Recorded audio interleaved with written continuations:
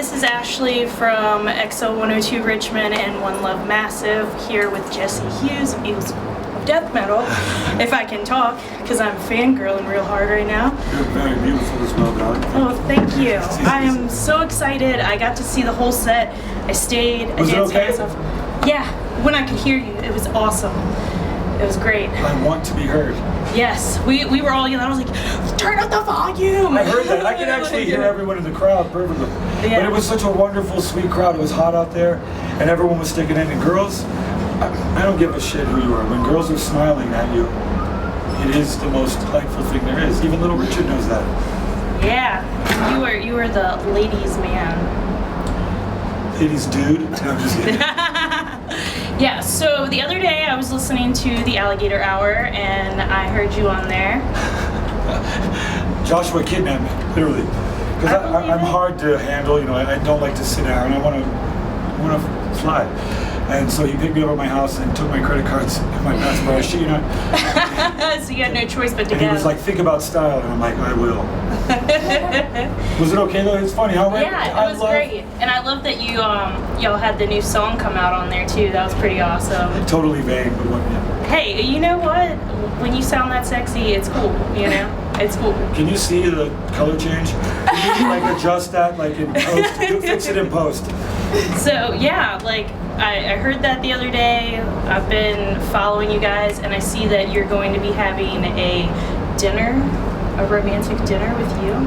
Yes. So what made you decide to have like the private show and the dinner and all the autograph merch? Because I'm pretty stoked, and I'm trying to figure out how I'm going to break the bank so I can get in there. I assure you this now. You will be my guest. So I will make it possible for you if you want to go. Oh my goodness, that'd be awesome. I like food, and I like to get freaky deaky behind closed doors. So that combination, and you get more, you know, victims with a gingerbread house. So you know it's a gift. It's a gingerbread house. I just built a big gingerbread house. That's it. That's pretty awesome. That is pretty awesome. So I'm surprised that I've been able to contain myself this long, and I'm really excited that you're here. We'll see what happens when the cameras. So we have a lot of mutual friends as well. I hear you're working with the Casanovas. Yeah. Yeah, they're friends of mine. The young Casanovas? Yeah. I gave them that name. They're amazing. They're kids. One kid is like, you know, he's let's just say so for their privacy, between the ages of 7 and 9. And the other dude's like, kids like 15, and they make really cool songs. And they're hilarious and enthusiastic, and I want to corrupt them as early as possible by bringing them into rock and roll. Yeah. I also have another question for you. Yes. So with all your album work and everything that you have done, who's a part of it? Like your crew, you know, to make your albums and your ideas and stuff. Well, I love that question because you invest in people, in my opinion. So it's always like a big weird gang. Hutch, Davey, the band you see, they're our boys. It's kind of like a weird there's a lot of magicians running around, but there's very few wizards, and they're like wizards, you know. And but everyone you saw on stage that comes and takes the stage bow, that is truly the same people I've had with me for 10 years. So when we make records, the same boys will come in and help me, and those are my friends that I listen to music with. So when it comes to writing songs, or normally I write the songs in advance, but when there is some sort of inspiration needed, those are the people you bounce that shit off. Like, dude, what do you think about this? And dude, what's the name of that? That's awesome. I always found that it was not as attractive to me to get into the big, ever-evolving cavalcade that seems like pop music pushes you into. You constantly have to reinvent yourself or get a new style. I only think good style is important, not necessarily new. Exactly. And classic transcends time, so I mean, these are things, you know, I just want to be as sweet as Little Richard and as horny as John Holmes for the rest of my life. And if I can combine those two, it would be rad. That's awesome. Well, but I just don't want my dick to make me look fat, because that would be awful. So, doing all these festivals and stuff like that, you see a lot of new music and a lot of different talent. Do you try to maybe incorporate some of the things that you enjoy from others into your music as well? Absolutely. They say that imitation is the finest form of flattery. Well, I like to take it one step beyond. There's nothing new under the sun. I don't want to suck, so I just steal from the people that don't suck. And on this new record we made, I've stolen from some of the greatest songs in rock history, so technically it's the greatest rock album ever made. That sounds awesome. I already pre-ordered mine on Amazon. Oh, I'll make sure you have a copy of it before it, like right now. Oh, that sounds great. I won't deny that at all. I don't know, before right now, that's time travel. I don't know if I can pull that off. You know, I was talking to Guar earlier, and they were talking about time travel. They came and watched us. It was fucking crazy. Did they? And I'm a huge Guar fan. They were standing like behind my right shoulder, where like in that far corner. It was strange. And I actually saw them when I was 14 years old. Oh, that's awesome. I've been following them since then. I'm from Richmond, where they're from. And the Ex-Cops, the other band they became, Guar changed my life. And it's the only time I've ever seen like literally 5 to 10 people in the front row. As soon as Sly Minster Hyman squashes the head and that real goat's blood goes, it was like, I've never seen that at a rock show, and that'd be good. Yeah. You know what I mean? Normally that's really bad.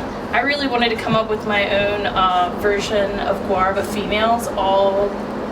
And instead of ugly, really hot, and yeah, like, and killing us called with hot. Slore, Slutty Whores from Hell. I know, except I don't play an instrument. Well, you don't need to. This is show business, baby. You don't even really need to be yourself. I mean, you don't even really need to be the same color. You can be a totally. It's amazing what we can do in show business. Yeah. I actually have a stunt singer off the side of stage.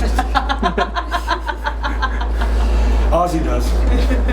I believe it. No, it's true. If you ever watch, go YouTube it. His the engineer, the side house engineer, has it's like a mic that goes along the side of his face and it helps Ozzy hit his high notes.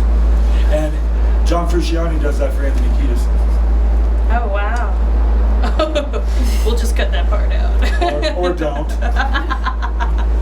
So you work with amazing, talented, legendary people on a regular basis, and you are one of them. Like, Dave Ketching is the shit. Josh Homme is amazing. Actually, Joshua Homme is, let's just be honest, he's not like anyone ever. Yeah. Ever. Man, there won't be any like him. And he's done really magical things in this business and accomplished things that really no one's ever done, and he doesn't even care if anyone knows. He's the finest and most wonderful, decent friend I've ever fucking had in my life. That's awesome. And you don't find that in rock and roll. You really don't. It doesn't encourage it. It ain't a Bible study. You're not supposed to come join rock and roll bands to learn how to be a better person and teach the word of Jesus. That ain't how shit works. It's so you can come and fuck everybody you find and out of their money and whatever. You know what I mean? Like, so when someone is able to have integrity, it's normally because God endowed them with the ability. When you're a 6'5" Viking monster, you don't have to fucking do anything anybody says. And he's just a redhead who was raised by a great family. Yeah, he's a good soul. I'm a big Queens fan as well, and I got to actually go to the Halloween show last year, and awesome. Came out. Yeah, it was amazing. It was amazing. I was there, but I was hanging out. They all came as priests, and I came as the Pope, and he hated that. He's like, "Oh, so you're my boss?" I'm like, "Yes." Joshua is. I think that's what makes our band interesting. It's an anomaly, and it's a unique result of a beautiful friendship. Truly a beautiful friendship. It is. I love watching y'all's videos of when y'all are like in the studio and stuff like that. They're hilarious. The one with the dancing banana. Oh yeah, and we have some new ones out now too. Oh, do you? Yeah, we'll be bringing the banana out. You know, that's the beauty of Joshua is we're able to have fun. It's actually doing it the right way. Lewis and Martin really hated each other. That's not us. Bing Crosby and Bob Hope hated each other. That's not us. You know what I mean? Even Keith Richards and Mick Jagger hate each other. Can you imagine the tragedy of something? Not us. I love the man. I'm the godfather to his children. He's the godfather of my son. He is the holder and keeper of some of my darkest and most diabolical secrets. We all have that one person, the gatekeeper. I'm the holder of some of his. And I'm an evil fuck who will blackmail even my own mother. So there's kidding. Wow. Well, thank you so much for taking the time to talk to me today, Jesse. I really appreciate it. Maybe after all this